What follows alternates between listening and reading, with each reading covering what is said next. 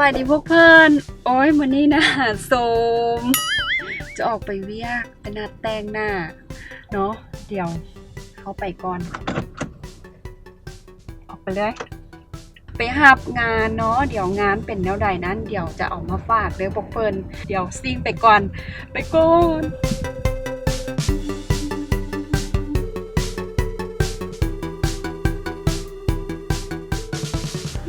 เข้ามาสวัสดีทุกคน หาบนนางก่อนเฟิร์นมาเสียงเป็นเสียงตายเสียงชีวิตมาตั้งแต่บ้านดงโดนางก่อน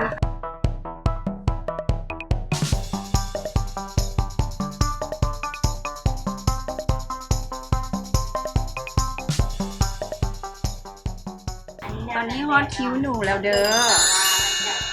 เข้ามาเบิ่งเทคนิคเนาะแบบหลักจอบเบิ่งละแต่งหน้าแต่งใดเดี๋ยวพวกคนเบิ่งก่อนเด้อเจ้าเห็นร้านเสริมสวยนี่มาดนแล้วอ่ะก็พอดีได้ปีหนึ่งพอดีเลยได้ปีหนึ่งเพื่อนบริการในห้างเขาส่วนใหญ่เขาจะเน้นแบบเป็นแต่งหน้าให้ผมออกงานแต่งหน้าเจ้าสาวการตัวเสิร์ฟของเขาก็คือเขาขายเล็บเจียวสำเร็จรูปคนด้วยนะมีเล็บเจลพร้อมแมนติดหลักกงามเลยแมนติดละงามเลยสนใจค่ะสนใจแมน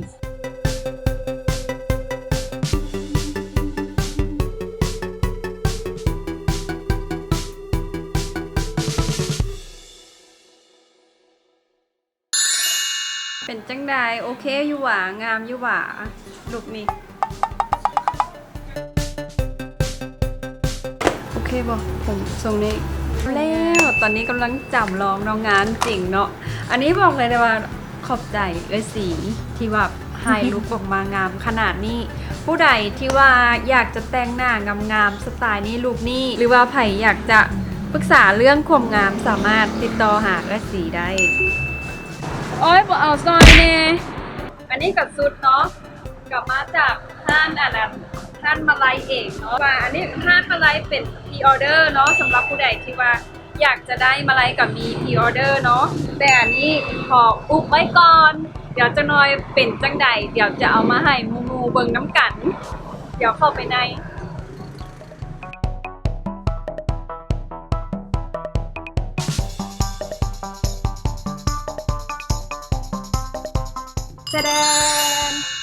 และตอนนี้กะแล้ว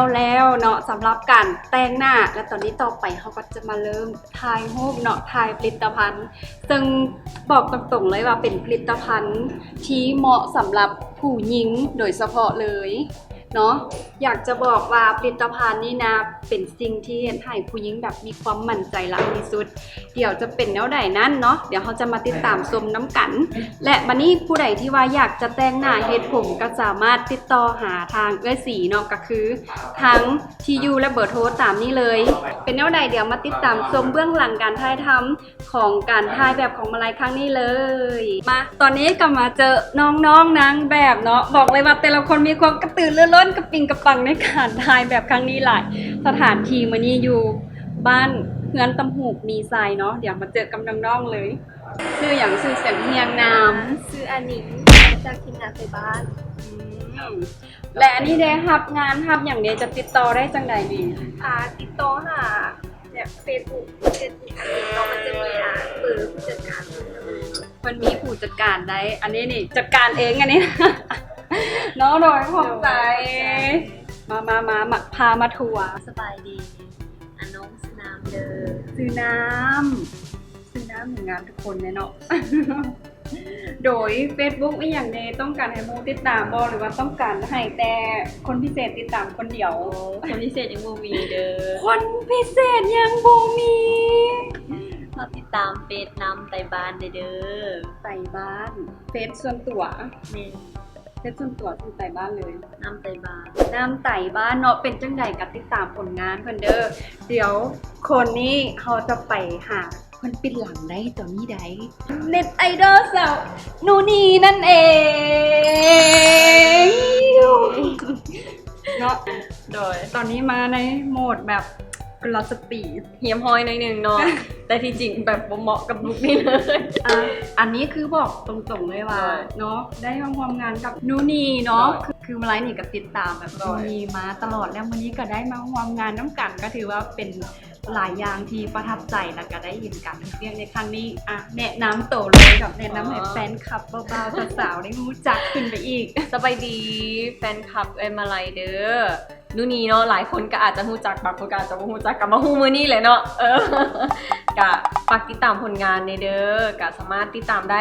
ทางของนู่นนี่เนาะทาง Facebook เนาะนู่นนี่กลุ่มคนพักดีแล้วก็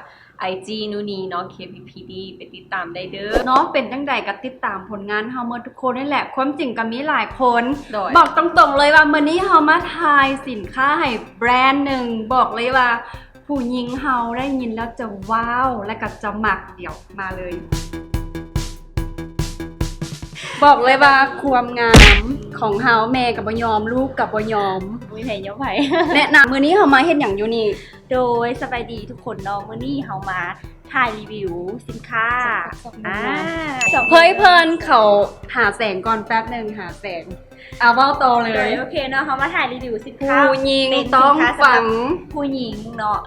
ผู้หญิงสมัยใหม่ผู้หญิงยุคใหม่ค่ะต้องใส่ใจตัวเองต้องดีจากภายในสู่ภายนอกเนาะจะเป็นสินค้าสำหรับน้องสาวเนาะ สำหรับอีโมโกะนั่นเอง สำหรับอีโม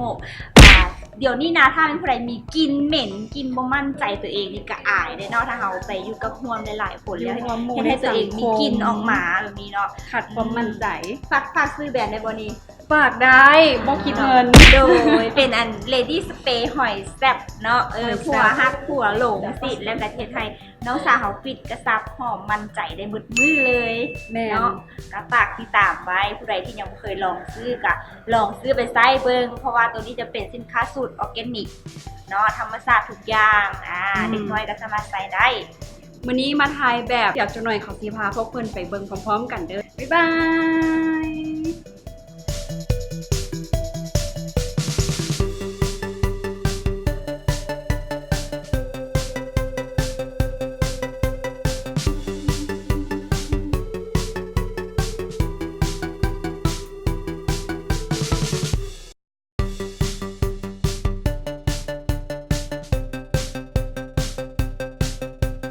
Lady Spray หอยแซ่บสำหรับผู้หญิงยุคใหม่อย่าลืมหามาใส่เด้อ ไทยแบบ Lady Spray หอยแซ่บเนาะตอนนี้ Lady Spray หอยแซ่บสำหรับผู้หญิงยุคใหม่อย่าลืมหามาซื้อเด้อ มาฟ้ากับมีเด้อ ขออนุญาตแป๊บหนึ่ง